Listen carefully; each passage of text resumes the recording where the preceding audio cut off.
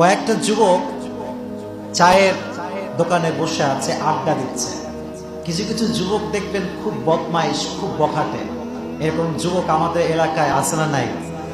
এলাকা না, এলাকা খুব ভালো, অন্য এলাকার কথা বলছে আর কি।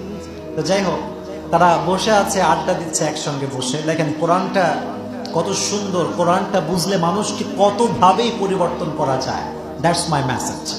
তো একটা মেয়ে যাচ্ছে রাস্তা দিয়ে, সুন্দরী মেয়ে, বোরকা ছাড়া, না বোরকা পরে যাচ্ছে আর কি, সুন্দর বোরকা পরিহিতা মেয়ে।